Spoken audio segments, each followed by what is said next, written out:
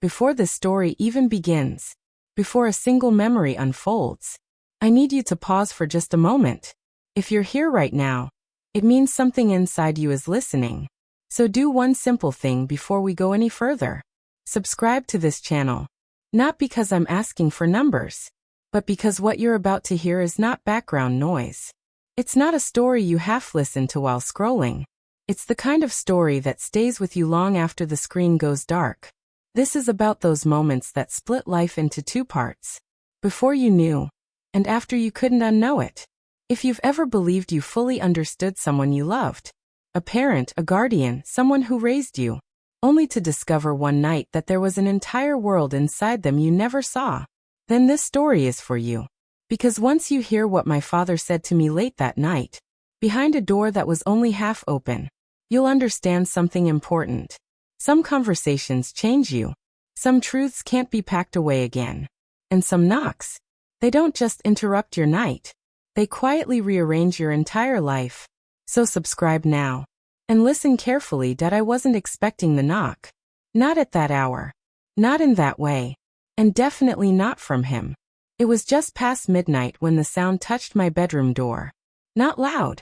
Not rushed. Not desperate. It was controlled. Intentional.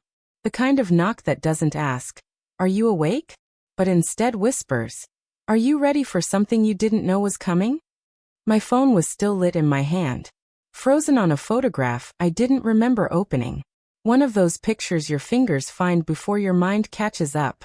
A snapshot from a different time. A different version of our family. A version that no longer existed. The house was unnaturally quiet.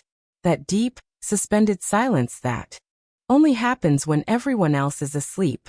Even the refrigerator humming downstairs felt too loud, like the house itself was holding its breath. Then I heard his voice. "Linda, are you awake?" My chest tightened instantly. My father, Robert, never came to my room this late. Never. He was a man built on routine. Predictable mornings. Orderly evenings. Lights off by 10. Asleep by 10:30. By midnight, he was always in bed. Glasses folded neatly on the nightstand. Alarm already set. Tomorrow already planned. And the way he said my name, there was hesitation in it. A slight tremble he didn't know how to hide. My mind raced. Did something happen? Was he sick? Had I done something wrong without realizing it? Was there an emergency I wasn't prepared for? I swallowed hard and forced my voice to stay calm. "Yeah, Dad. You can come in." The door opened slowly. Not all the way. That was the first thing that felt wrong. My father believed in certainty. Doors were either open or closed. There was no in-between. But this door stopped halfway. As if even he wasn't sure whether he belonged in this moment. The hallway light spilled in behind him, stretching his shadow across my bedroom floor. Long. Distorted. Unfamiliar. He was still wearing his flannel shirt. The sleeves pushed up like he'd been pacing for a while. His shoulders looked heavier than usual. Not older in age, but older in the way exhaustion settles into a person's bones. "I didn't mean to wake you," he said quietly. "You didn't," I replied. That wasn't completely true. I'd been drifting in that space between thought and sleep, where memories blur into dreams. But the tension surrounding him pulled me fully awake.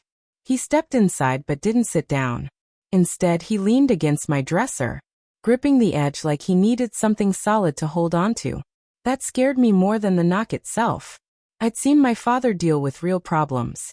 Broken pipes, car trouble, money stress, arguments that felt bigger than me. But I had never seen him like this. Unsteady, uncertain, like a man unsure he could stand without support. My heart began to race. Not out of fear, but instinct. My body knew something important was coming, before my mind was ready to accept it. "I'm not really sure how to say this," he said. Those words hit me harder than anything else. Because my father didn't struggle with words. He wasn't emotional.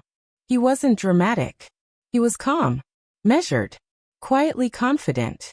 When he spoke, people listened, not because he raised his voice, but because he never wasted words. "What's wrong?" I asked softly. He glanced toward the hallway, then back at me. "It's nothing you did," he said quickly. So don't think that. But that didn't help. If anything, the knot in my chest tightened. He finally sat on the edge of my bed, but left space between us. Not accidentally. Carefully. Like he was afraid of crossing an invisible line. I realized something tonight, he said quietly. And I haven't been as honest with you as I should have been. I blinked. Honest? My father wasn't secretive. At least, not in the way I understood. He kept worries to himself, sure. But this felt different. What do you mean? I asked. He rubbed his palms against his jeans, staring at them like the words might appear if he waited long enough. Your mom, he started, then stopped. The room shifted instantly. Talking about my mother was like pressing on an old bruise. Never healed. Always tender. She'd been gone for 3 years.